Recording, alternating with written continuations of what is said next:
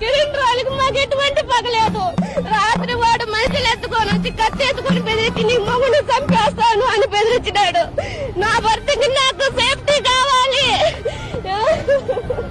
అదే police station ముందర police వాళ్ళు ముందర కిరణ్ రాలైన వాడు చంపేస్తాను అంటే ఎస్ఐ గాని ఎవరు కానీ స్పందించలేదు. జనసేన పార్టీ పవన్ అన్న నువ్వు జనసేన బహిరంగ సభల్లో ఏ ఆడపడుచుకైనా ఏ తల్లికైనా కడుపు కోత తగిలిందంటే నేనున్నానని చెప్పినావు కదా పవన్ అన్న. నీ జనసేన పార్టీ పెట్టి నీ పేరు వాడుకుంటున్నారన్న పవన్ అన్న. నువ్వన్నా ఇంకన్నా స్పందించి దీని గురించి యాక్షన్ తీసుకో పవన్ అన్న. నాకు నా భర్త లేకపోతే నేను బతకలేను.